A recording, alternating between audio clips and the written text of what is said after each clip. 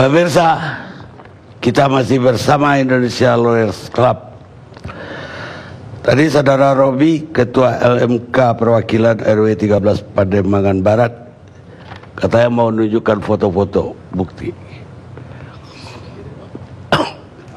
Silakan diputar fotonya.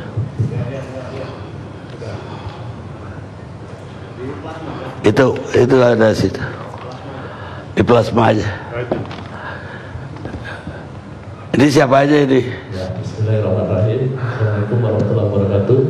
Nah, ini awal saya konferensi pers. Nah, jadi di sebelah kanan itu saya sendiri, baju merah, Bu Fauzia, Bu Kokom, dan Pak Fayat dan Adi. Nah, ini konferensi pers disajikan ada beberapa media yang datang. Nah, dari mulai hari ini saya sudah sepakati, dan kebetulan pembawa acaranya saya sepakati bahwa ini semua sudah diserahkan ke Pak Fayat, kuasa hukumnya, setelah saya pertemuan di dalam rumahnya, dan sudah dijelaskan semua. Sampai malamnya itu ada sedikit insiden dengan salah satu media, bahkan saya viral juga. Saya larang setelah ada kredit di live salah satu media itu, karena sudah ada 2 orang yang ikut konferensi pers ini tahu, wah, Mas, ini sudah dikuasakan oleh Pak Fayat. Mas kalau mau live mau apa harus koordinasi dulu. Sampai nuduh saya tanya, Bapak siapa? Wah, saya ini pengurus ini LMK, Lembaga Musyawarah Kelurahan Perwakilan RW 013. Wah, hak Bapak, saya mau panggil polisi nih. Silakan panggil polisi. Mas itu tahu kok komitmennya. Nah itu. Nah ini awal konferensi pers. Itu Pak. Foto lain. Tadi.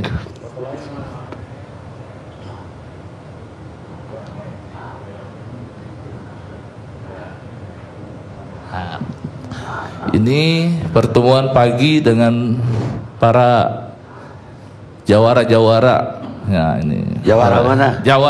Jawara dan pengacara Bang Japar.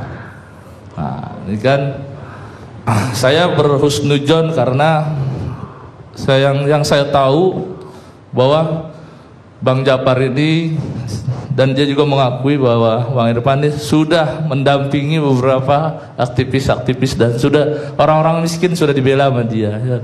Dan saya tahu lah, artinya saya tahu. Bahkan Korcamnya sendiri juga Bang Irfan dari malam sudah minta Sherlock dan siapa sudah menghubungi saya. Oke, saya berhusnudzon karena Pak Fayat sendiri karena teman dekat katanya ya. Oke, dari Pak Fayat juga ada informasi bahwa ini kalau emang ada banyak tamu-tamu yang tidak dikenal, oke, pakai Bang Jafar aja.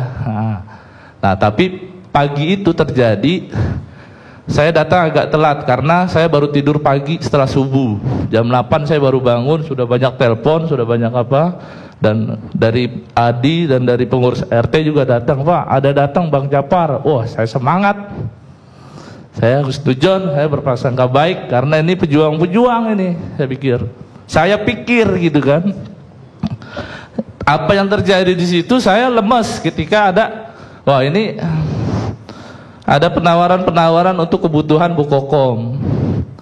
Nah, ini ya artinya saya tegaskan kepada keluarga dan Pak Adwin dalam hal ini, dan Mas Irfan, sampai Pak Adwin itu bisik-bisik, sudahlah gimana caranya gitu kan.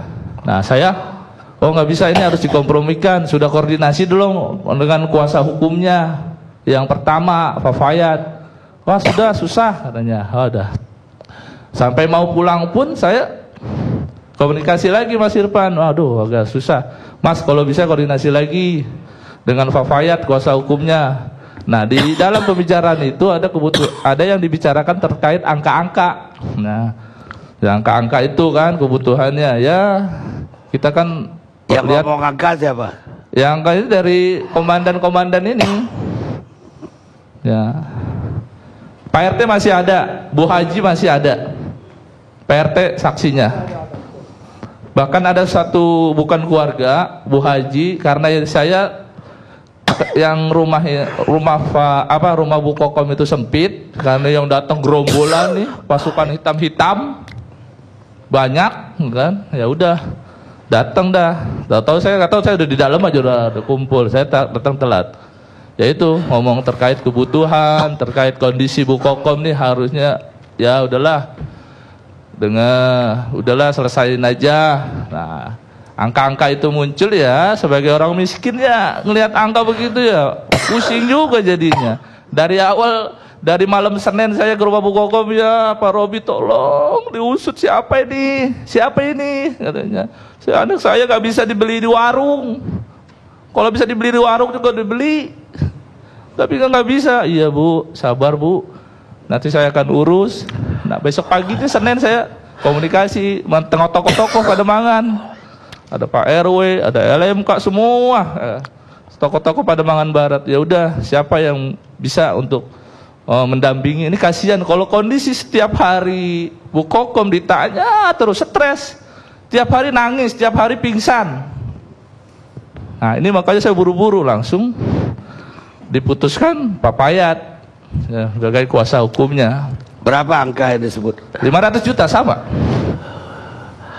Lah ini yang duduk ini siapa aja dari ya itu ada Pak Adwin sebelah saya, ada Pak Irfan, ada ini ketua Jakarta Utara, saya lupa namanya. Ketua apa? Ketua Bang Japar Jakarta Utara. Oh, komandannya.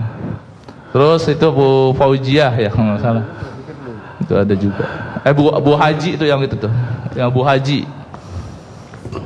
Bu Haji yang punya rumah itu. Itu saya juga terima kasih banyak kepada Bu Haji Syarifudin itu yang setiap hari itu direpotkan dengan media-media itu. Ya artinya saya bersyukur karena dari awal yang mengundang media itu atas nama saya. Sampai ramenya itu. Pak Kari boleh klarifikasi lagi. Apa yang Anda nggak disebutkan? Ada. Oh, ada fotonya. Oh iya disebut.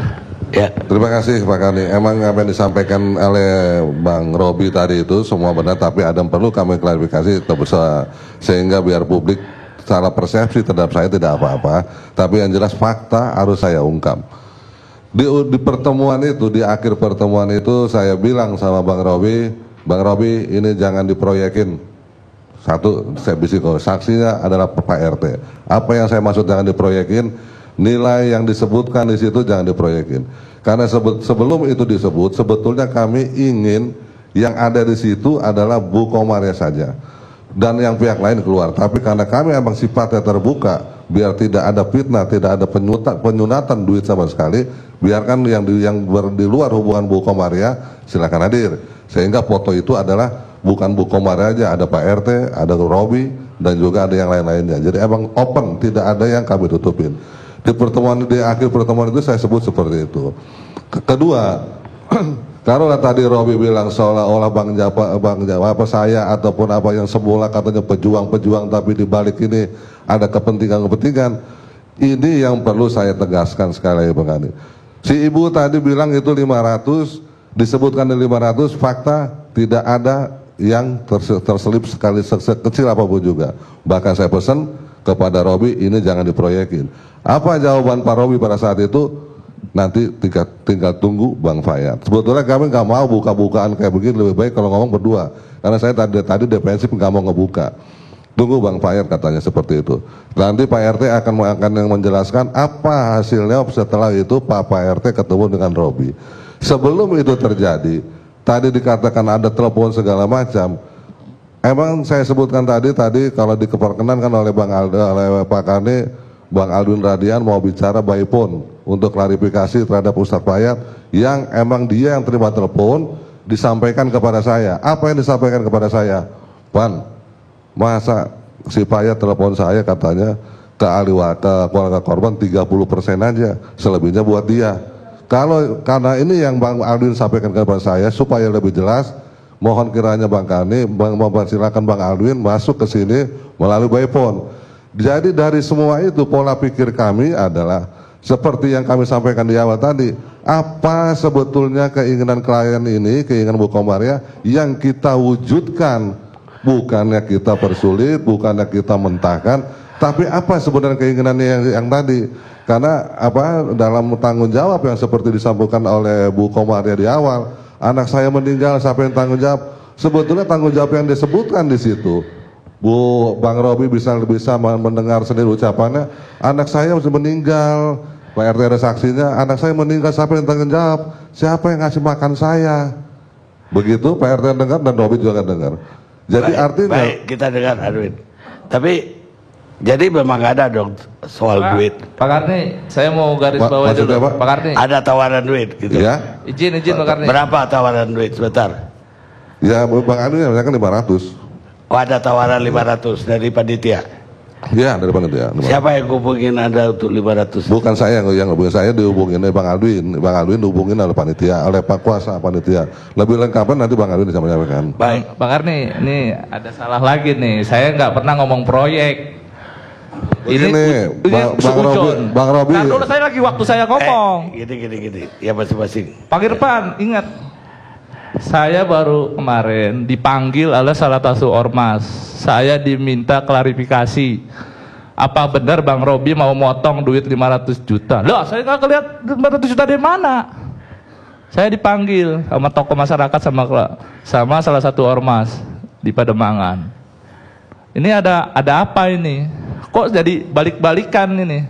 Saya senang, saya nggak pernah lihat, baru omongan aja. Duitnya juga nggak lihat. Baik. Itu aja. Begini Pak. Enggak, biar Adwin yang klarifikasi, jangan Anda semua. Silakan, Bung Adwin. Assalamualaikum. Ya, Waalaikumsalam. Ya, Bang Karni. Ya, katanya mau klarifikasi, silakan. Betul, alhamdulillah. Saya diberikan kesempatan. Pertama, karena tadi disebut-sebut dan ada pemutarbalikan fakta, tentu ini harus dijelaskan. Ya. Jadi saya sudah kontak saudara Fayat. Karena ada laporan kepada Mangan, keluarga berkeluh kesah. Ya, nggak mau dia diajak-ajak lagi, nggak mau dan sebagainya, apalagi mau jodoh. Saya kontak. Saya bilang prioritaskan keluarga korban. Karena kita bukan siapa-siapa kan, sering juga kalau Fayat itu dekat sama saya. Itu nomor satu, menyelesaikan dulu, karena ini bukan delik aduan. Saya bilang begitu. Begitupun saudara Hedi, saya kenal, saya kontak, itu sama pengacara, itu dulu beresin. Kasihan korban, lepas salah atau benar, sisi kemanusiaan dulu diprioritaskan. Saya kaget luar biasa. Nanti saya akan buka rekamannya bisa lewat telepon. Saya apa adanya, karena ini harus nyampe ke korban. Malah saya bilang nanti ada yang kami itu ke korban. Saya bilang ini udah dibuka dan mereka mau bantu, ya kan? Saya kaget, ya, dengan level ustaz dan lain sebagainya. Dia bicara kalau dipresentasikan ini pokoknya saya 70% lah kurang lebih. Ini buat korban 30% saja. Iya kan? Kenapa kok bilang begitu? Saya kaget. Lah kan gimana pengacara yang ngatur? Wallahi demi Allah. Wah, saya bilang ini Fayat tidak benar. Saya bilang Irfan, kita datengin itu korban. Kumpulin semua warga, bilang ya di depan Pak RT. Pak RT, ini ada bantu, kalau memang apa maunya si ibu sekarang kemukakan. Ternyata saya mau cabut Pak, saya nggak mau, saya nggak mau diotopsi, tolongin saya. Adalah orang uang kerugian segala macam. Saya bilang itu ada yang dari penanggung jawab, ya, mau kasih uang 500 juta. Itu aja. Setelah itu kita pergi. Dan Pak RT telepon sore-sore, Bang, ini cepat aja diselesaikan. Karena Robi dan Fayat selama ini menghalang-halangi. Begitu, mengolah-olah dan sebagainya. Silakan konfirmasi ke Pak RT. Dan saya tidak suka orang-orang munafik. Ya, Robi, ingat, saya silakan tanya ke ibu korban, ke anak, ke adik, ke kakak korban, tidak ada sepeser pun dari 200 juta itu, ya, itu untuk pengacara Bang Irfan ataupun siapapun. Tapi saya kaget tadi, anaknya bilang Robi terima amplop dan saya akan buktikan, kamu akan saya laporkan. Saya nggak benci orang-orang munafik. Kamu sekarang sumpah, kamu terima amplop dari Kalau saya berani sumpah kapanpun silakan, ya, dan bisa dibuktikan oleh RT, itu utuh katanya. Kamu terima amplop. Yang kedua, saya telepon. Gimana, Adi? Sebelum berangkat ke LP, Adi sudah terima, betul, utuh 500 juta, utuh. Itu teleponnya di inspektor pun, ya, ada saya di situ. Utuh nggak? Adi? Utuh. Oh kalau begitu kita ketemu dong. Besok saya pengen ngobrol-ngobrol. Gila apa? Sekarang silakan tanya ke Pak RT. Ya, ini fakta dibolak-balik. Dan saya bukti orang-orang samping. Advokat itu orang yang profesional harus memikirkan klien terlebih dahulu. Apalagi nama baik Bang Jafar. Sepeser pun silakan tanya. Saya ingin nyampe langsung ke korban. Dibawa ke sini korban, dibawa ke sana. Selalu politik. Siapapun penyelenggara dan sebagainya, siapapun yang kalah nanti, sisi kemanusiaan harus dapat dipertanggungjawabkan dulu. Saya bilang ke Henry, baik, kamu jangan lihat hal benar dulu. Baik Pak Adwin. Begitu Pak, ini saya klarifikasi dan akan saya laporkan. Baik. Akan saya laporkan Robi terima uang, ya, dan rekaman Fayat dan lain sebagainya. Jangan dibolak-balik faktanya. Baik, pertanyaan saya satu. Jadi sampaikan duit 500 itu kepada Ibu Komaria? Sampai Pak. Sampai. Dan itu dikonfirmasi di penyidik juga, polisi tahu. Baik, terima kasih banyak Pak Adwin klarifikasinya. Terima kasih. Sekarang Anda boleh jawab. Begitu juga Fayat. Ini yang bolak-balik siapa? Bolak-balik duit. Ini Bang Adwin ya.